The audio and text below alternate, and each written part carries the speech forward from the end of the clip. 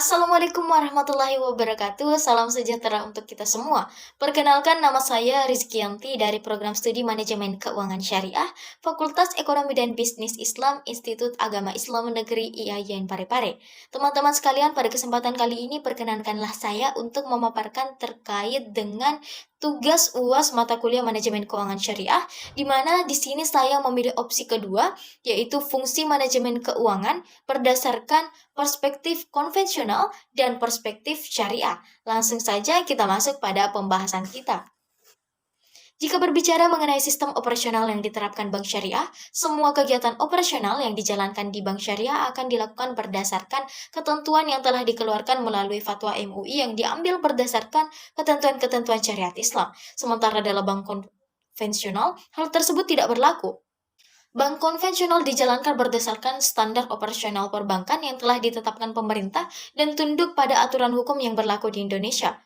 Kemudian, teman-teman sekalian, adapun perbedaan mendasar antara keduanya adalah bank konvensional umumnya melakukan perjanjian secara hukum nasional, sementara bank syariah melakukan akad dengan disertai hukum Islam. Langsung saja pada poin pertama, yaitu keputusan investasi.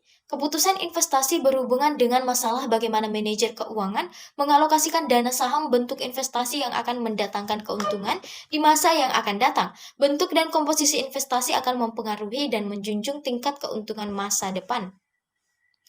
Perspektif konvensional. Yang pertama, menerapkan sistem suku bunga yang berpotensi menimbulkan riba. Dua, sebelum investasi maka dilakukan kesepakatan tanpa penjelasan terkait dengan aturan halal atau haramnya.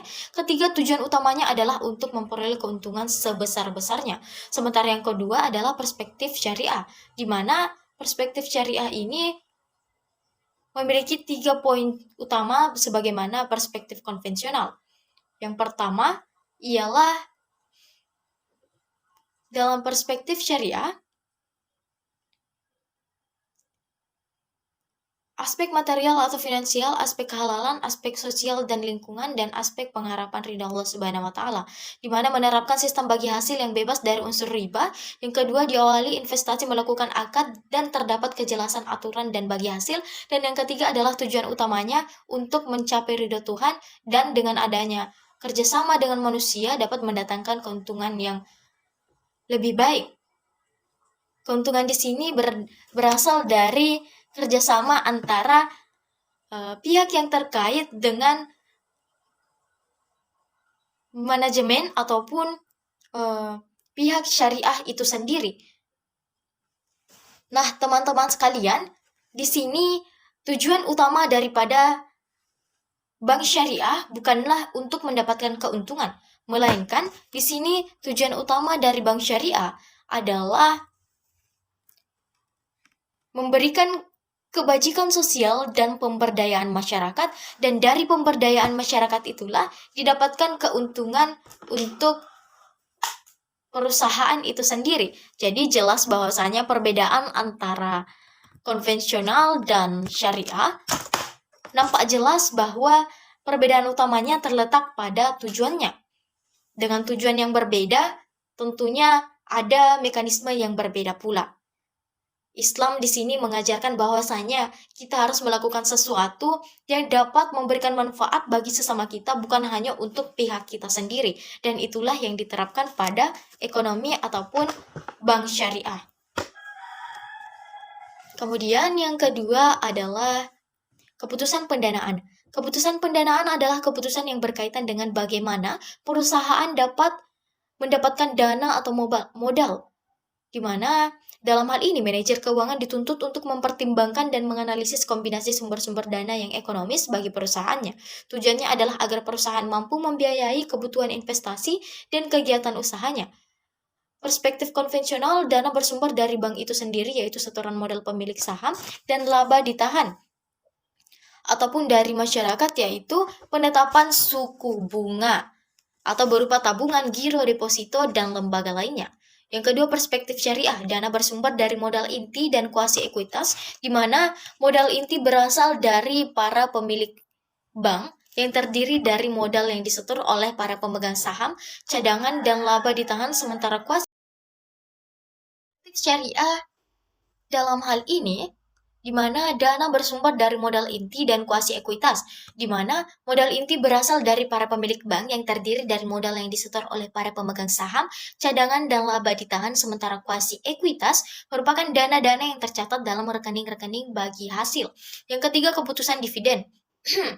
Keputusan dividen atau presentasi besar kecilnya investor dalam menanamkan modalnya dalam suatu perusahaan.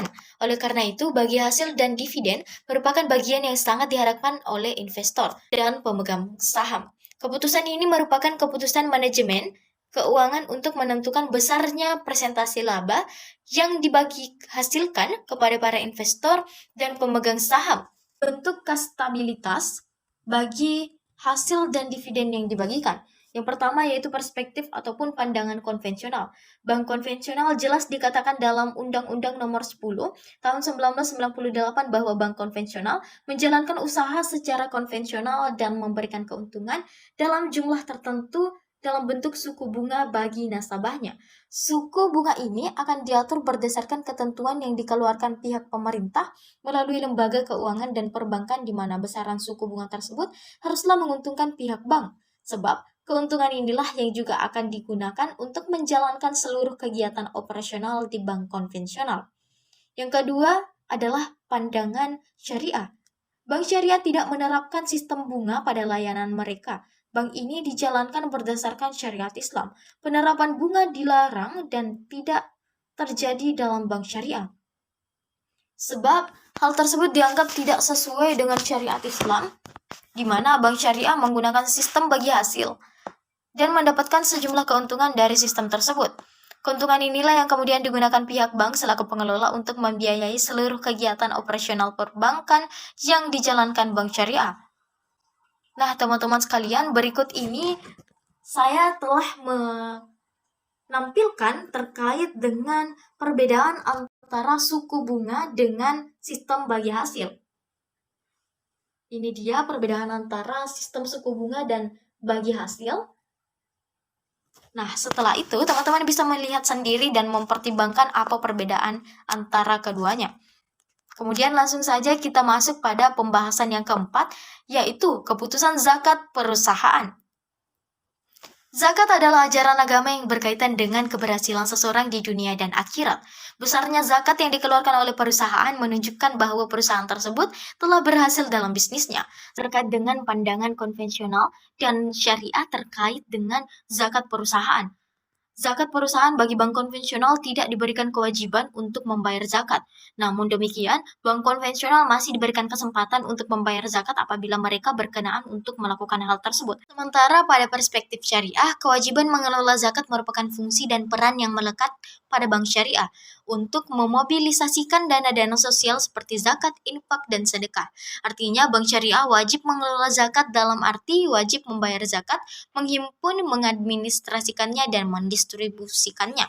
Nah, teman-teman sekalian, jadi sudah jelas bahwasanya perbedaan antara konvensional dan syariah terkait dengan zakat perusahaan terlihat jelas bahwa konvensional tidak dianjurkan atau tidak diwajibkan untuk membayar zakat, sementara syariah dianjurkan dan diwajibkan untuk melakukan pembayaran zakat. Baiklah teman-teman sekalian, dengan berakhirnya pemaparan materi terkait dengan keputusan zakat perusahaan, maka berakhir pula pemaparan tugas UAS dari saya. Semoga dapat memberi manfaat untuk teman-teman dan diri saya sendiri.